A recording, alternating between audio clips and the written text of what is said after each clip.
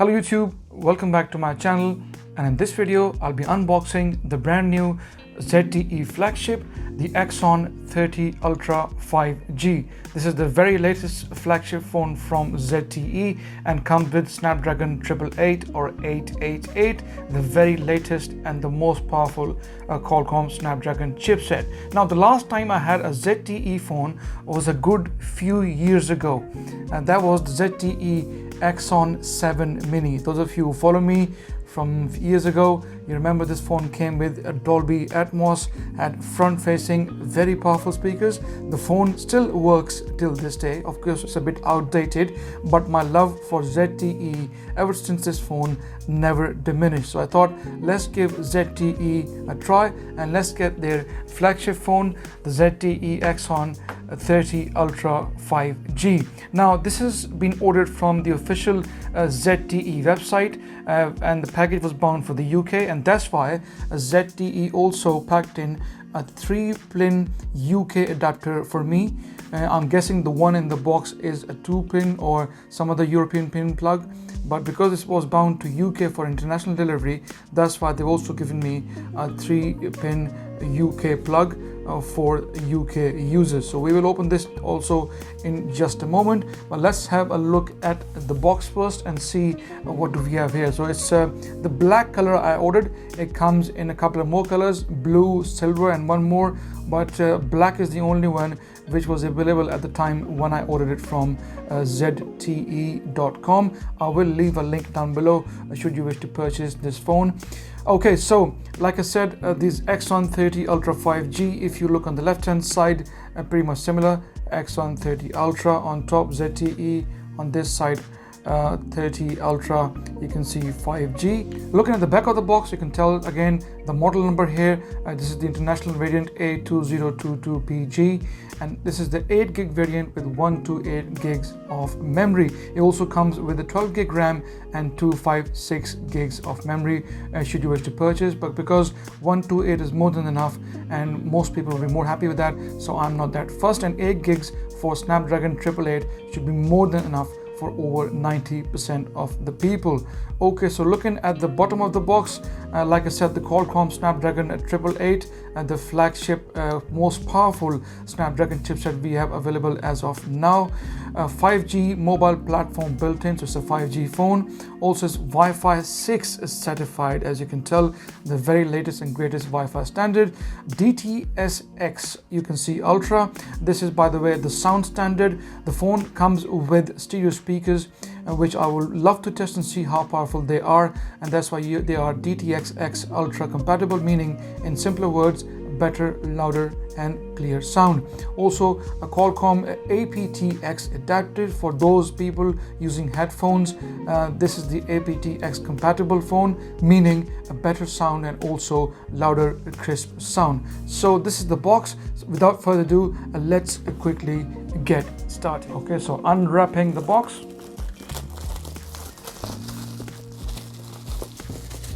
Opening the box up, there we go.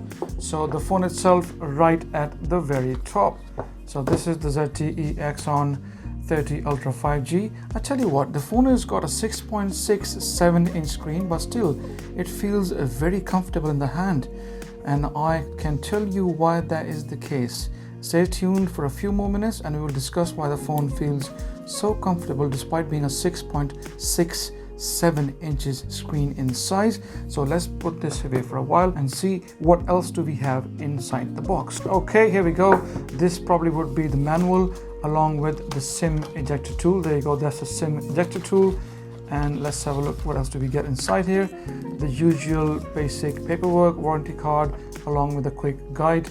I'm sure most people are not interested in this. And also we have a TPU gel case. Wow, I remember seeing the unboxings of a few YouTubers in the UK, and the phone was shipped with a hard plastic case. I remember a few YouTubers unboxing the non-retail unit. This is the full-fledged UK official retail unit, and I'm glad to inform you that this comes with my favorite category of cases, the TPU soft gel case, which is good news, fantastic, thank you very much. Point to note, the phone before the launch date, that box comes with a plastic case, whereas this one comes with the TPU gel case. This is the official launched version, the full UK retail version, and comes with this TPU gel case, which we will test in also just a moment. All right, what else do we get in the box? So let's get it out. There we go. So let's open this baby up and see what do we have in here. Okay, so this is the adapter. Like I said, this is the 2-pin adapter, and that's the reason why we have been sent a 3-plug UK adapter, which we can open right now. There we go. So this is the UK 3-pin adapter, and this looks pretty much the same as this one. So looking at both the charging bricks, the official ZTE adapter goes all the way up to 65 watt max in charging, whereas the one from Nubia, which also supports the Axon 30 Ultra, goes only up to 24 watt. So keep that in mind, but 24 watt should still be fast enough for most people. So that is that. Okay, so what else do we get? So going further here then, oh, we have got in-ear phones. This is something very rare in smartphones these days, and I'm guessing the phone has got a 3.5mm jack. No, the phone hasn't got a 3.5mm jack. Okay, so that probably means that we should have some sort of a dongle or adapter. So let's have a look what this is. Yes, there we go, like I said correctly. So we have then an adapter or dongle which we can use, hook up onto the phone, and then use these earphones. But at least we have a pair of earphones, which again is a rarity these days on most flagship phones. Okay, what else do we have? We got something in here as well. Let's have a look and see what this is. So this is the cable, the Type-C USB cable. So unpacking it, there we go. So we got the Type-C USB on both ends, and obviously this is the new norm these days. You hook up one end to the adapter and other one onto your phone. So this is the phone itself, and as you can see, it's come all the way from China, traveling thousands of miles to get to me here in London, United Kingdom.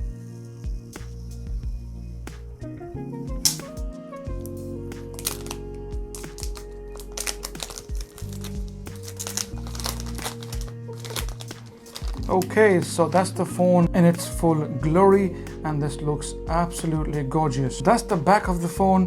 The black color looks absolutely beautiful. The phone, by the way, comes with Gorilla Glass 5. Doesn't come with Gorilla Glass Victus, but again, 5 is still strong enough. Some compromises obviously had to be made to keep the cost under check, and this phone is significantly cheaper as opposed to a regular flagship phone with all these hardcore specs. The phone has got many cameras at the back. It's got 3 64 megapixel cameras, and then we also got one 8 megapixel telephoto camera as well, along with this dual tone LED flash, and quite nice, to be honest. Very nice matte finish and looks lovely. ZTE 5G, as you can tell. The phone, by the way, is very shiny. As you can tell, my LED lights are constantly reflecting and shiny, so do apologize for any extra reflections in the video. The ZTE 5G is a 5G phone. So looking at the bottom of the phone, you got this speaker here. Like I said, the phone's got the stereo set of speakers, typical classic setup, the bottom firing speaker, and then the top earpiece also acting as the second speaker. You got the Type-C USB at the bottom. As you can tell, this is the SIM tray, and also on the left hand side you've got pretty much nothing, fully flushed. But I tell you what, holding the phone in hand seems very posh, very elegantly made, and very high build quality, something which I didn't expect from ZTE, but nevertheless feels very good in the hand. And even though it's 188 grams, it's a bit slightly on the heavier side, but it does not feel heavy at all in hands. Now if you look at the other Ultra phones of this category, the Mi 11 from Xiaomi, the Mi 11 Ultra, the S21 Galaxy Ultra, all those phones are well above 200 grams in weight. So this is the Ultra category phone, and despite that, it is well below the 200 gram mark. Like I said, around 188 grams, so feels considerably lighter for a 6.67 inch big phone, and also feels very comfortable. I can see the width, yay, one of my favorite things. Quite easy and comfortable to hold, in fact, with one hand. Okay, so going back to on the left hand side, like I said, nothing here. Going up top, that's the noise cancellation mic, and pretty much flushed here, nothing else. This is obviously your band antennas. On the right hand side, that's where most of the stuff is. You got the volume rockers there up on top, followed by the power button, and the camera bump is a bit more than usual. You can tell it's quite big. It's probably not as big as you have on the Mi 11, the Xiaomi Mi 11 Ultra, or probably not as thick or as big as on the S21 Ultra, but still significantly big for class standards. It looks very posh, looks very elegant, looks like it's a photography master, and I can't, to be honest, wait to see how this goes. Okay, so as you can see on the screen, like I said, Gorilla Glass 5 at the front, not 6, not Victus, but still, if you use it carefully, that should be fine. They haven't installed any screen protector, and the screen is a bit curved along the edges, as you can tell. So it'll be interesting to see how the screen behaves, especially when it comes to palm rejection. So let's turn the phone on and see how this goes. And whilst the phone turns on, we can also try this TPU gel case. Like I said, one of my favorite category of cases. So let's put it in, and it should go in pretty smoothly without any fuss. There we go, boom. Straight away it goes in, and you have the ZTE logo come up right at the front on the main screen. The phone looks quite nice. By the way, this is a My OS. This is the official skin from ZTE, and it looks okay. Some of the reviews that I've seen so far on YouTube, most people have praised it. It's very smooth, and they have reduced the clutter on the skin which they had in the previous years, and it's more close to stock Android, which what the majority of people want. Okay, so the case is on, as you can tell, and the case also levels it up with the screen, so it's good there. A bit of protection here for this case, from the case, not as much, you still got to be careful, but for those who like minimum fuss and minimum amount of casing on their phone, this is a very, very good case. Doesn't add any extra weight to it, and all the ports are nicely cut out with no issues whatsoever. So I think you wouldn't want to invest in a case, because this case is decent enough. So going through the basic setup, English. The device also has a built-in optical fingerprint sensor. You can set up the password and also facial recognition. I'll tell you what, let's set up this for now. Let's now set up the fingerprint reader and see how this goes. There you go. It seems very, very quick, and registering a hell lot quicker than I expected. Okay, it's now asking me to make sure that I also register the side of my thumb. There you go, like it's doing it now. I tell you what, it is very, very quick. Impressive stuff. So let's see how this is like. As you can tell, guys, so looks very smooth. And I tell you what, the one thing I forgot to tell you, this main screen on the phone is an AMOLED screen, and also it has got 144 Hertz of refresh rate, which is fantastic. In fact, this is the best in class we have yet to see from any other manufacturer. So going to display, remove the auto brightness, which I don't like, as you guys know, and the brightness level goes all the way up. And tell you what, once you make the screen bright, it does go really, really bright. Okay, now gets into sound. So every time we tap, we want to hear that tapping noise. It should be here somewhere.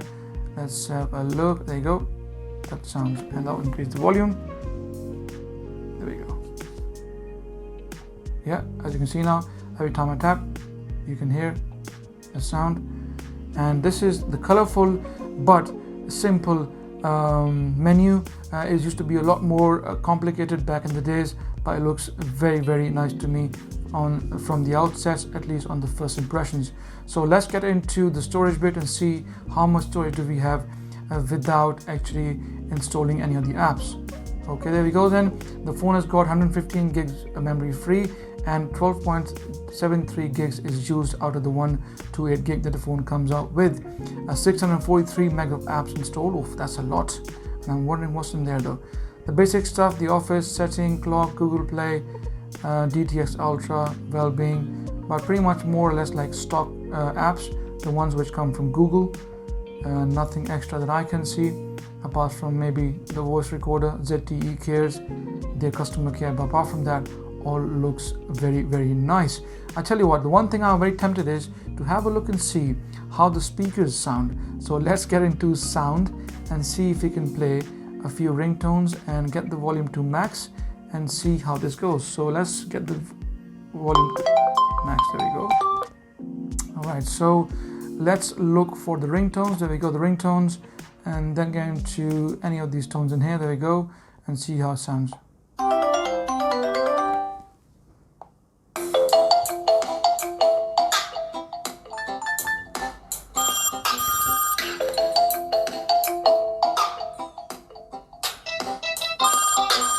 I tell you what, let's remove the casing so we can see the phone in its full glory. There we go. And I tell you what, one thing I'm really impressed with is the way you can hold the phone with one hand. Now, the one thing interesting about this phone is the width. As you know, often in my videos, I discuss the width of the phone, not the actual width of the frame here, which often YouTubers discuss. The width, which is concerning you handling the phone with one hand and how much pressure does it put on your palm. So this is around the 73 millimeter mark. The phones of the same category, the S21 Ultra and also the Mi 11 Ultra, both have got around 75 mil of width, whereas on this phone it is around 73 mil, and that's why you can see I'm more easily able to get my thumb all the way across. It's not a Sony Xperia 5 Mark II level of comfort, but for a big ultra phone, I think it's very comfortable. And if you end up buying this phone, you will see what I mean. Once you get the phone out of the box, hold it in your hand, you will see how comfortable it is for a phone which is 6.67 inch screen inside, which is fairly big and a chunky phone, but this does not look chunky in your hands at all. Also, now let's test the fingerprint sensor and see how this goes. Boom, there we go, straight away, no issues. It is here you turn on the face unlock feature. No, we're going to do that later, so go back again. Let's try it once more. There we go. And I tell you what, the position of the fingerprint sensor is a bit more high up as opposed to being at the bottom, where it can be a bit difficult for most people. So it has a reasonable height and reasonable place, and I think ZTE probably sussed it that most people will be comfortable putting their thumb across this area, which is fantastic. As you can tell, it is quite responsive and works straight away without any issues because it's optical. Okay, so far so good, and I think it might be a very good match for a phone which I recently purchased, the Asus Zenfone 8, also a flagship Snapdragon 888 phone. I will be putting a few more videos for this phone, guys. I know you've been asking me a lot of questions about its performance, the battery life. I will be doing all of that. Please do bear with me and keep an eye on the channel. But the one thing I'll be interested to compare the ZTE with the Asus is the stereo set of speakers. Both phones have got the classic setup, bottom speaker followed by the earpiece as the second speaker, and same on the ZTE Axon 30 Ultra as well, even though there's a significant difference in size. But I think both speakers on these phones are very powerful, and it'll be a good test to see how they compare with each other. Okay, so before we go, let's quickly test the camera out without interfering with any of the settings. Let's open the app by default and see how the camera performs. Just a very quick one. Okay, that is fine, we understand that as well. So let's quickly just test the camera out and see how this performs, like I said, without tweaking with any settings, the way it is by default, and see how it performs. There we go. And let's also take a picture from the back of the box and see how this goes. All right, one more a bit further away. There we go. Okay, so now let's test the pictures out and see how they come out. I think the auto rotate feature is actually not on. Turning auto rotate, there we go, and now we should be able to see pictures. The pictures are already watermarked, as you can tell, ZTE Axon Ultra 5G. So let's zoom into the picture, and I tell you what, the quality is not too bad at all. Zooming into the picture from far away, you can tell, you can read every single bit. Fantastic, not looking too bad at all. So going further back, this was a bit more closer. Again, picture sharp and focus. As you can see, the background has gone blurry again, which is fantastic. And then at the front, you can still all the way zoom in. Nubia 24 watt quick charger. Again, look, the camera looks good so far without tweaking with any of the settings. Is looking quite good. I will be talking about the camera in detail about the My OS as a skin and how does it work. But so far, on first impressions, it seems very smooth for something which is 144 hertz. Also playing a significant role in making sure that the phone is ultra smooth. Very quickly before I let you guys go, going into display settings and looking at the refresh rate, like I said, it's 144 hertz and something. I quickly had a quick look now. Look at that and the amount of options we have in here. So we have the auto mode for the best refresh rate, 60 hertz, 90 hertz, 120 hertz, and also 144 hertz. Wow, this is fantastic. You can also turn the very last option on, show refresh rate on the status bar, and this will tell you at what refresh rate your phone is on at the moment. As you can tell, it says 144 hertz, which is again fantastic. Does it change though? Let's do 60 hertz. There you go. It does. 90 hertz. It does. 120 hertz. It does. Fantastic. This is beautiful, to be honest. I have never seen a manufacturer with this kind of detail when it comes to refresh rate, so I think it's best to leave it on auto for now, so it will adapt to your habits. If you're watching a film, most likely it will go down to 90 or 60, and if you are touching it, it will probably most likely stay at 144, but not looking too bad at all. So guys, this is my first impression so far of the ZTE Axon 30 Ultra 5G. If you like my video, please give it a thumbs up. Any questions, please feel free to ask me in the comment section, and like always, please subscribe as it helps, and I shall see you in the next video.